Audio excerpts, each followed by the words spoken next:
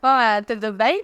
Estamos de volta para mais um vídeo de alquimia astrológica e no vídeo desta semana nós vamos falar do início do movimento retrógrado de Mercúrio no signo de Áries, como também a conjunção que acontece entre o Sol e o nódulo norte e a lua minguante que acontece no signo de Capricórnio. Se você quiser entender tudo isso para melhor aplicar na sua vida, fica comigo até o final desse vídeo.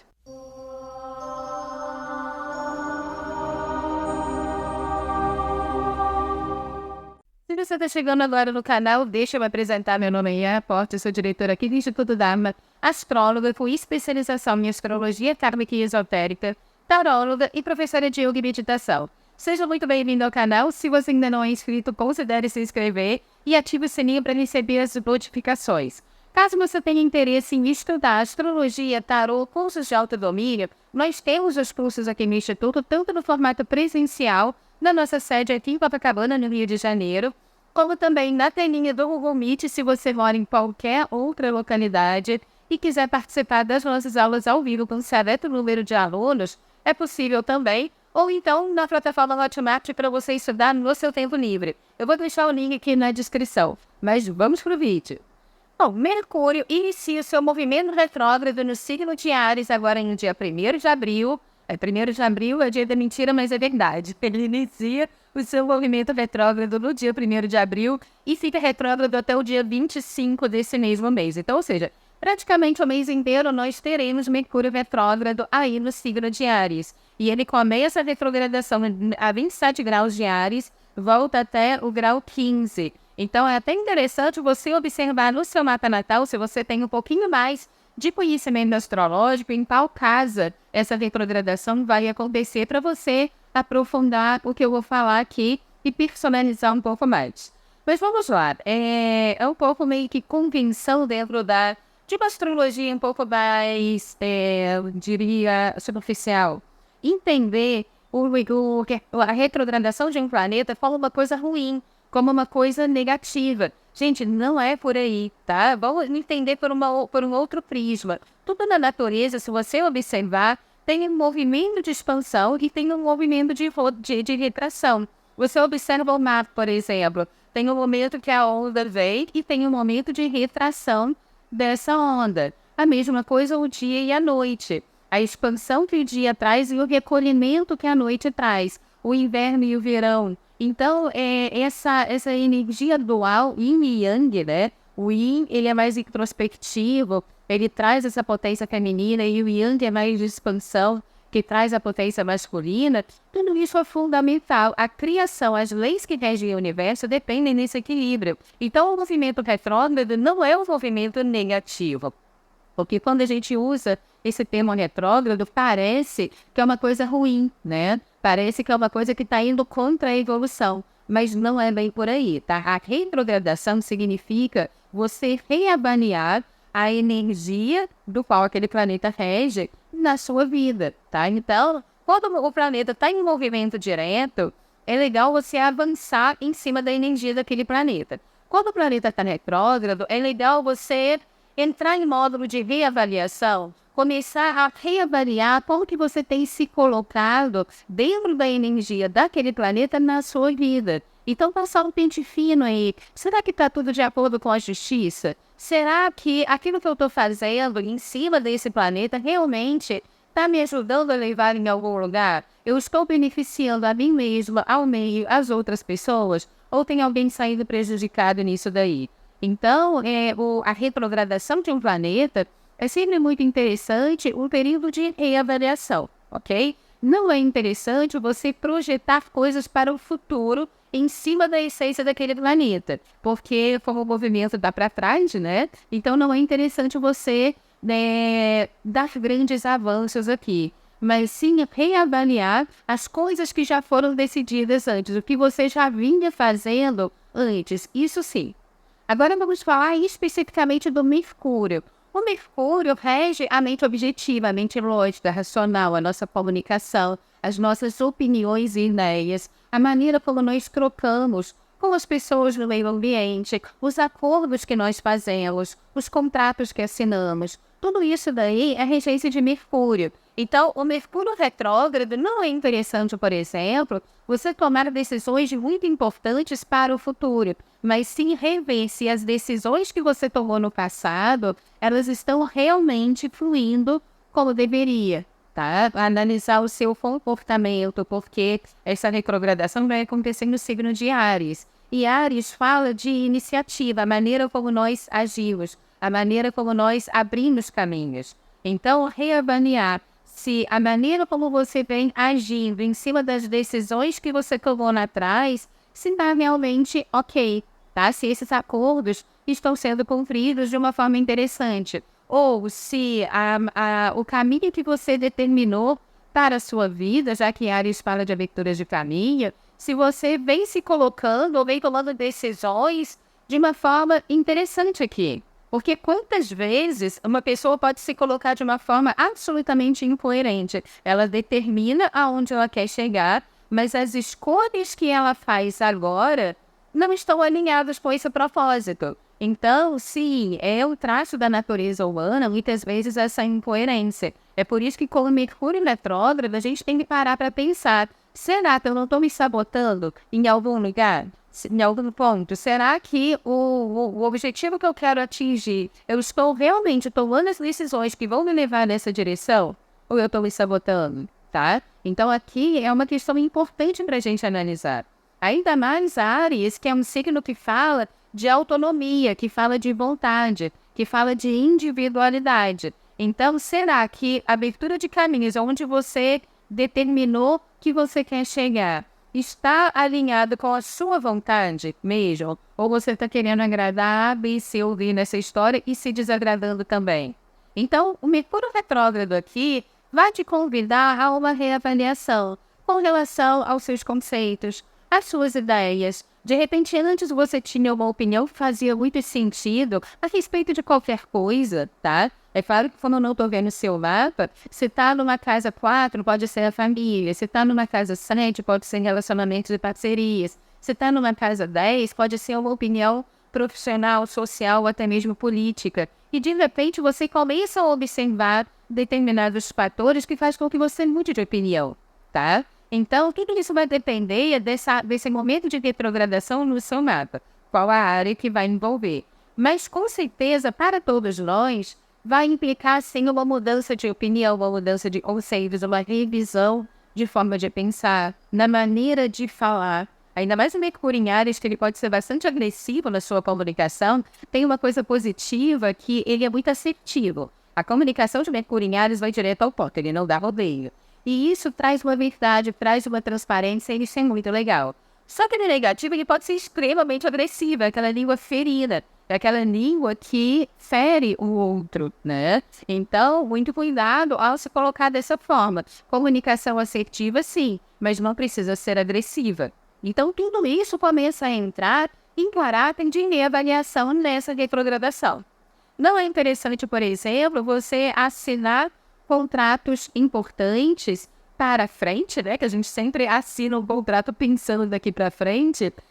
Por quê? Porque cláusulas importantes podem ser esquecidas, ou então você pode não entender ali as entrelinhas daquele contrato. Se você tiver que assinar alguma coisa muito importante nesse período, com essa orientação de um advogado, de alguma pessoa que entenda ali das leis, para ver se está tudo justo, tudo correto, para você não se arrepender lá na frente. Quando a gente decide algo importante em cima do Mercúrio retrógrado e essa decisão impacta algo para o futuro, pode ser que quando o Mercúrio entra em movimento direto, você começa a pensar: poxa, mas não era exatamente isso que eu queria. Ou então eu não tinha pensado por esse outro ângulo. E aí a coisa vai tomando um outro caminho. Então, se você tiver uma decisão muito importante para tomar agora, nesse período, calma, não toma na precipitação.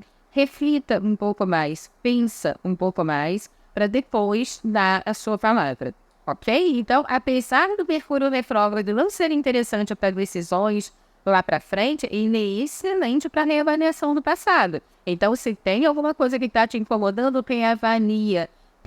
Lembra, volta aquela lembrança da situação que aconteceu, até para você extrair melhor a experiência, o aprendizado Quer ver uma boa reavaliação nesse período? Áries fala de exercício físico. Então, será que você está cuidando do seu corpo como deveria? Está dando a ele o exercício ideal? Nem de mais, nem de menos? É mais ou menos por aí. No âmbito coletivo, Áries fala de guerra. Então, isso pode impactar também as estratégias de guerra que vêm acontecendo aí ao longo do mundo, tá? E quando eu falo alguma mudança, alguma reavaliação nesse sentido, pode ser para algo muito melhor, como pode ser para algo muito pior também. Então, vamos observar como é que isso vai acontecer. Mas antes da gente seguir, se você está curtindo esse vídeo, deixa seu joinha aí para mim, deixa seu coraçãozinho, é muito importante para o canal, ajuda o nosso canal a crescer. E compartilhe esse vídeo para todas as pessoas que você entende que gostam também dos assuntos de astrologia, que está buscando autoconhecimento e quer entender esse momento específico que estamos vivendo, ok? Mas vamos lá, vamos continuar. O Sol faz uma conjunção com o nódulo norte entre os dias 1º e 7 de abril, tendo seu ápice aqui no dia 4. Ora, o Sol é um grande luminar na astrologia que joga luz, vitalidade, enfim, irradia a consciência onde ele toca. E o eixo nodal, também conhecido como cabeça e cauda do dragão, é o eixo kármico. A gente pode dizer que dentro da astrologia kármica esse eixo é extremamente importante. Então, só resumindo aqui, o nódulo sul representa o nosso passado, de onde nós viemos. Coisas que precisam ser, que nós precisamos extrair o aprendizado daquilo dali, mas desapegar. E o nódulo norte para onde nós devemos nos direcionar. Tá? Então, o Sol, ele faz uma conjunção, aqui no signo de Áries também, com esse nódulo norte. Então, como ele irradia luz, como ele ilumina esse nódulo norte, o nódulo norte fala para onde nós devemos nos direcionar. É claro que nessa conjunção, é como se a gente tivesse uma tomada de consciência um pouco maior com relação ao caminho que nós precisamos nos dirigir daqui para frente. É até interessante você observar no seu mapa natal onde está 15 graus de Áries, porque é exatamente nesse ponto que vai acontecer essa conjunção. Então, para você identificar a casa especificamente onde isso vai acontecer.